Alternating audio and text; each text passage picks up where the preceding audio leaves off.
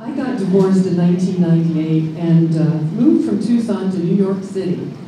And I got married before Al Gore invented the internet. And so I didn't know anything about online dating. I didn't know anything about dating, period. And so the first thing I did, I went to New York and I took out an ad in the back of the New Yorker. They had these little ads, and it used to be that people would send in snail mail to post office boxes and correspond, but this one you would be able to just send a voicemail to someone and talk back and forth until you decided to meet.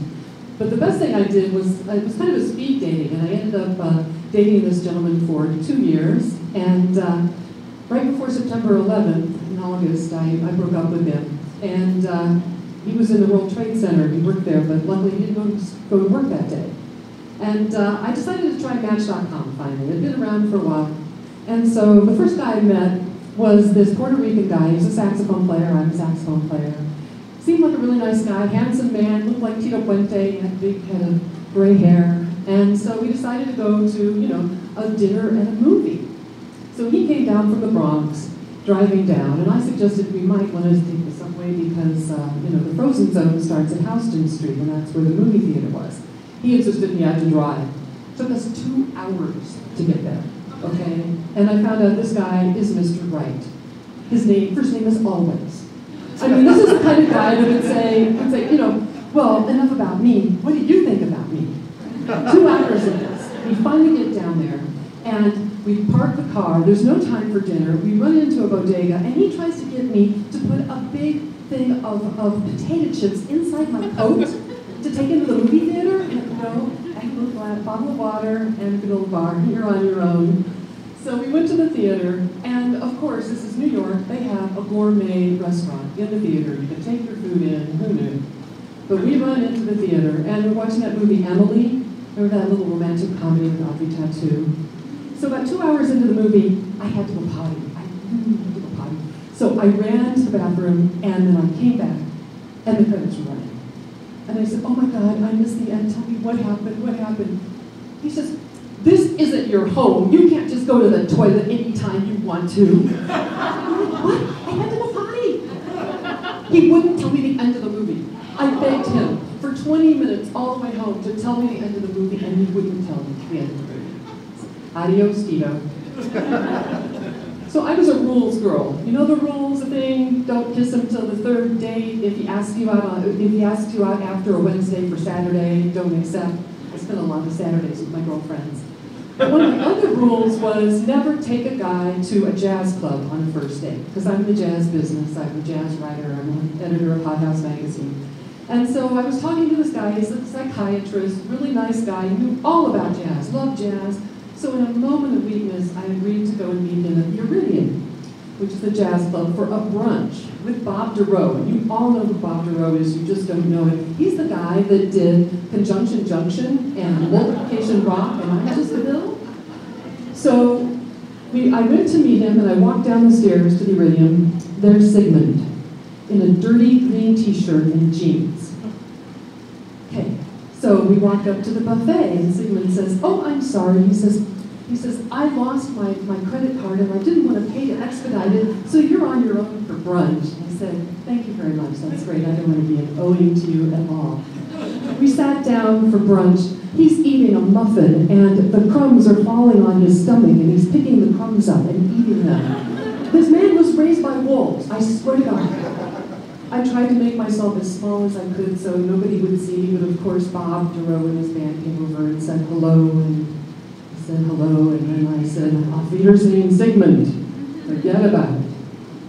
So then I made a new rule. Next rule is I won't go on a first date anywhere I've ever been before. I don't want to know anybody in this restaurant. I don't want to be near my house.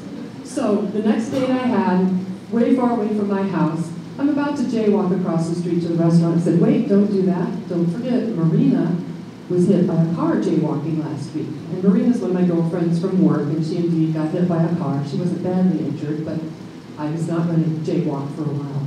So I crossed the street, went into the restaurant. Who do I see in the restaurant waiting for her date? Marina. And I told her, well, I've got this blind date, and he tells me he looks just like Randy Brecker. Now, Randy Brecker is a famous jazz trumpet player, whom I know. And I said, so that means that he's bald and he has a ponytail. And that's okay, I like all guys, it's fine. So, Marina's date walks in, handsome man, oh my God. And then in walks my date, and he looks just like Randy Brecker. If Randy Brecker were a troll, with a bulbous nose and a smile like a pumpkin, oh my God. The only thing I remember about this date is all he did at lunch was just watch women's breasts go by. Just until they were out of sight. Like he had a chance. And I could hear Marina just giggling in the back the whole lunch. So then I had a lot of dates. I don't think I had 2 second dates from Match.com. I had one guy who walked in, he double parked and came into the restaurant just to make sure I was thin. I had another guy, I call him Enrico. He loved to sing along. He was another psychiatrist. They're all nuts. He loved to sing along with the singing waiters at the Italian restaurant. I had to draw the line when he started to sing along with the chorus in Chicago. Forget. So, let's see. Then what did I do? I had one final date on Match.com. And this guy seemed to be the best guy you could possibly imagine. He was a professional, and I met him. I'm finally getting smart, okay? I meet him right around the corner from my office, just for a drink, so I can escape. Walk in there, handsome man, auburn hair, bright blue eyes, really, really nice guy. So we're talking for a while, and I tell him how I love to go extreme jeeping in the Rocky Mountains, and I like to snorkel with the giant manta rays on a big island, and I travel all over by myself. And he said, well, he says, are you adventuresome in bed as well? I went, I really don't think that's a first date question. I really, really don't. I'm not a prude, but I don't think that's a first date question. And he said, well, no, I really want to know. He says, if I asked you, would you have sex with my friend John? And I'm like, no, and that's really not a first date question, and now I'm leaving. And I'm a brave person. I ran out of that place. I was scared to death of this man. I ran all the way to my office and got the poor security guard. I was crying, and I asked him to put me into a cab. And so that was my final Match.com date. I just decided I'm just going to go out and have a good time and enjoy myself, enjoy my friends, do what I want to do, and someday I'll meet my match. And indeed, I did meet my match, and I got married. And we met the old-fashioned way, at a bar.